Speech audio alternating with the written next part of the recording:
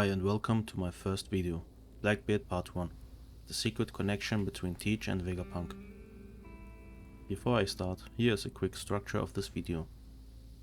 First, the theory itself.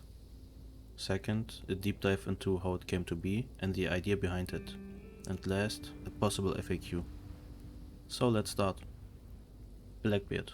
What are his goals and where is it gonna lead us in the future of One Piece? In this video, I'm gonna try to answer these questions and explain my train of thoughts along the way. To understand a character, we have to look into his past and his possible upbringing. So let's start with that. 28 years ago, the Whitebeard pirates meet the then 12-year-old Teach on a random island, most likely located in the New World.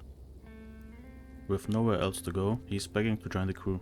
Assumed to be an orphan, Whitebeard, who once was an orphan himself, probably felt sympathy for the young Teach and allowed him to get on board.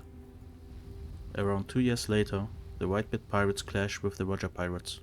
After the fight, we see Buggy telling Shanks that Teach didn't sleep during the 3 nights the battle lasted. In fact, he doesn't sleep at all. This is an interesting callback to chapter 134, page 6, where Luffy randomly mentions that people in snowy countries don't sleep, something he heard from a guy in a bar. Only one chapter after the first mention of the Blackbeard pirates, in chapter 133, page 18. So it is pretty safe to assume that Luffy heard that from someone in Makino's bar. Probably a crew member of Shanks, who heard it from Shanks himself, who again heard it from someone after the battle 26 years ago. Even the panels share quite the similarity.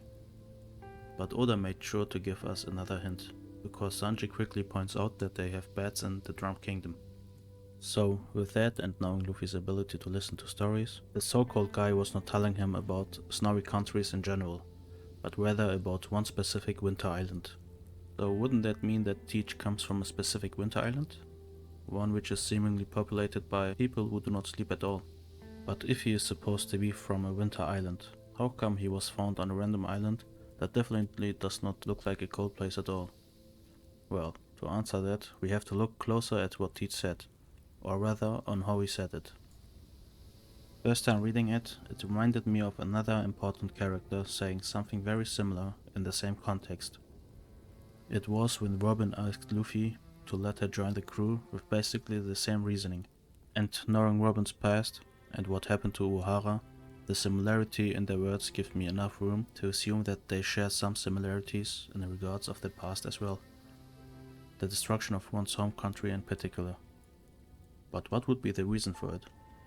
We know that O'Hara was targeted because of their secret research on the Void Century. So what if there was some kind of research on this island as well? What if, at some point, a team of brilliant minds was drawn to this island for exactly that research? The team I'm talking about is none other than Mads. For those of you who don't know what or who Mads is, or better was, here's a short summary I borrowed from the OP Wiki. Mads was an illegal scientific research team that was active over 24 years ago. Their intent was studying and developing weapons for unknown purposes. The only members of this group we know of are as followed: Vegapunk, Judge and Queen. You might be wondering by now why any of this matters. Is this video not about Blackbeard? Well, you see, I think to understand or know more about Teach, we have to deep dive into Vegapunk's past as well. Because I believe that Mads and Teach crossed paths in the past. But more about that later. Let's focus on Vegapunk for now. There is not a lot we know about him, but what we do know might give us the necessary clues we need. As stated before, the group that Vegapunk was part of was interested in studying and developing weapons. But what kind of weapons? That's where the clues come into play. Throughout the story of One Piece, Vegapunk's name was dropped sporadically, but most of the time in conjunction with weaponized devil fruits. So my guess is that Vegapunk, since his youth, was researching devil fruits. For what reason, we don't know yet. According to Yonji and other sources, Mads was all about weapons. But I am not quite convinced yet that weapons are the only thing that the great mind of Vegapunk can think of. Who knows what his real objective is? Either way, his focus lay on devil fruits. At this point you might have noticed that Corby said they are all results from his recent work. To make it short, I think that that's a straight up lie from the world government, or just a translation thing. but more about that and my reasoning in the FAQ section at the end of the video. So we have a young Vegapunk, who is a visionary, 500 years ahead of any normal human. No wonder he notices the true potential of devil fruits in his youth. On a side note, in episode 514 of the anime, we even see one in the blueprints he made during his boyhood in Baltimore. But keep in mind that this don't have to mean anything, since this is just in the anime. Even though sometimes the anime likes to give us hints we didn't get in the manga, more often than not it's just some filler stuff. So who knows if this one is a hint or filler. All I can give you is this section of SBS Volume 21, when Oda was asked about his involvement in the anime. But let's get back on track. Vegapunk saw the potential in devil fruits since his boyhood. But there was one problem, and I'm going to quote Kiton's grandfather here. Yet, as always, the way with his troubles, though the plans were perfect in his mind, he was unable to fully transfer them into reality. He did not have the technology and the funding. Same case here, but this time what he lacked most of was the knowledge itself. But how do you gain knowledge? In most cases by research and a lot of time. Time is one thing, but the real problem lies in the research part. Because for research you need collected data, and to get the necessary data you need specific specimen. So there is another bigger problem now. In the world of One Piece, devil fruits are very rare to come by. In some seas they are even believed to be curse, a myth, or attribute their powers to pure magic. With this many obstacles, it's hard to think of a way to make any progress. How lucky that there already is a group of researchers on a specific winter island that is specialized in the nature of devil fruits. This island is or will be known as the birthplace of 1. The Devil Fruit Encyclopedia, and 2. Teach. Now, since winter islands tend to be rather hard to reach, just like Vegapunk's birthplace Karakuri Island, it wouldn't come by surprise if they are isolated in some way. But when, where and by whom did Vegapunk get the information from? Honestly, who knows? There are many possible options. He might have heard about it from a traveler who stopped by Karakuri Island. He might have picked it up while traveling with Mads, or he just happened to stumble on the island by chance. Either way, he sets foot on this island with his team Mads and befriends the villagers. Up to this point, the world government saw no threat in the research of devil fruits. They even offered a monthly surprise in exchange for the latest result, allowing their admirals to get only the strongest of the known devil fruits. After setting foot on this island, Vegapunk quickly declares his interest in the data on devil fruits, and they are willing to share or are interested in exchange of data of some sorts. Matt settles on this island for a while and conduct their research, probably lying about their true intentions. During their research, they notice that the natives don't sleep, which comes in handy when researching something like devil fruits. Fascinated by that, he studies the structure of their anatomy, maybe under false pretenses, something like strengthening their immune system or whatever. As we already know, another big field of interest of Vegapunk is the human anatomy and everything that comes with it.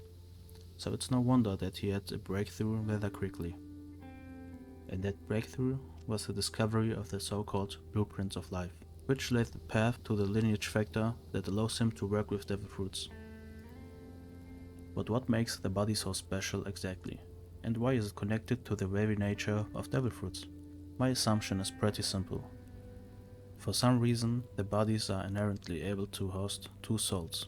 Maybe even more, but I would put a cap on 2. Let me remind you that we already have seen one of those descendants. And it's none other than our lovely Cabbage, most prominently in chapter 773, page 7. We learned throughout the story of One Piece that devil fruits and souls are connected in a way. So it shouldn't come by surprise that the research on one of the subjects opens up the doors for the other. And while Vegapunk uses the lineage factor to deepen his knowledge on the nature of devil fruits, Judge and Queen will use it in their own different ways in the future. Coincidentally enough, the connection between souls and devil fruits was first revealed 1 chapter before the introduction of Cavendish, in chapter 704, page 11. Having this ability, Teach could switch his souls for day and night, allowing him not to sleep, because when one soul slept, the other just woke up and took over. So with this, Teach was living 2 lives. One was that of a normal child during the day, and one of studying in the night.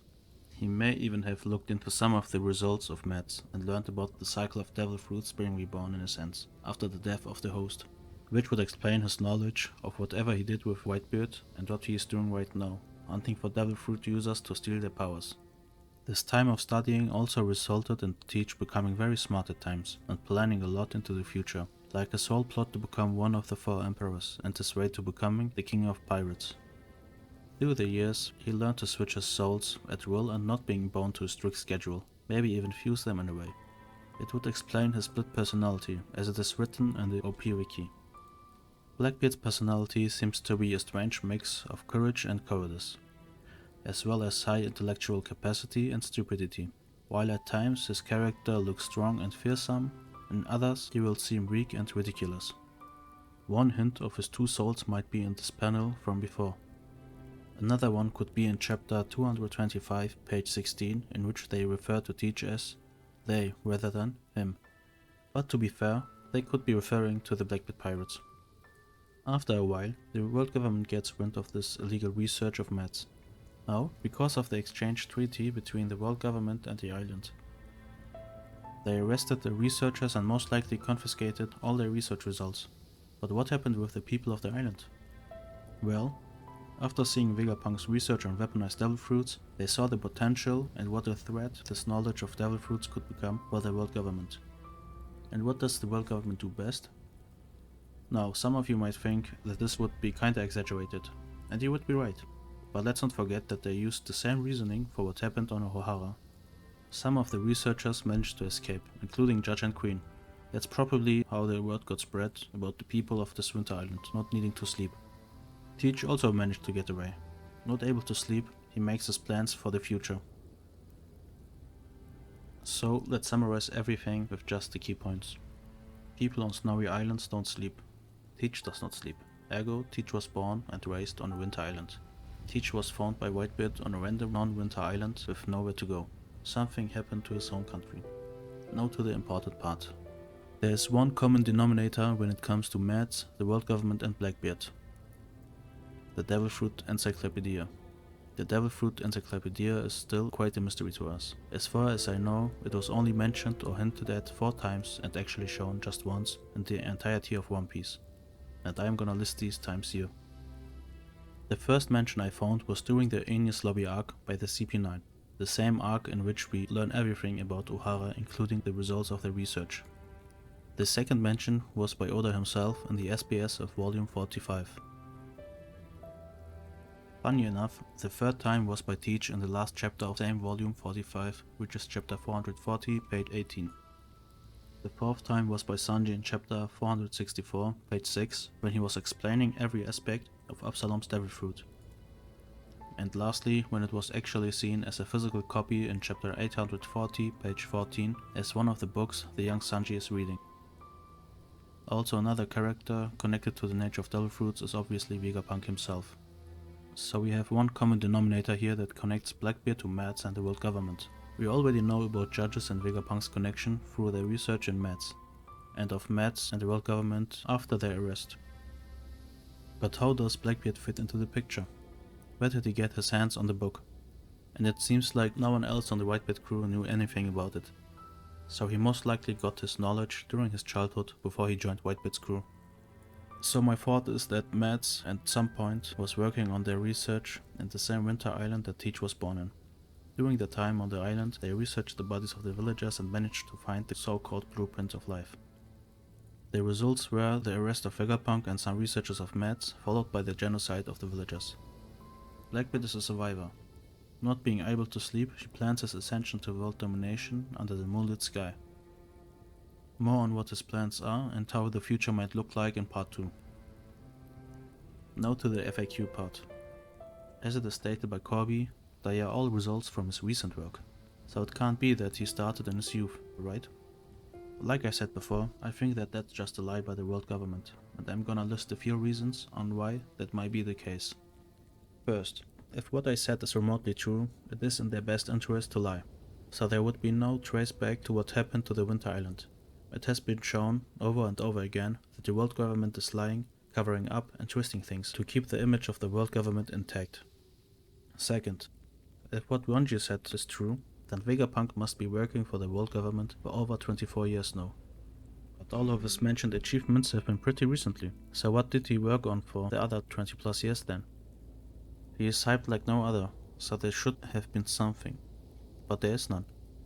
So I was thinking, what if his research was focused on devil fruits all this time and he just recently had come to fruition?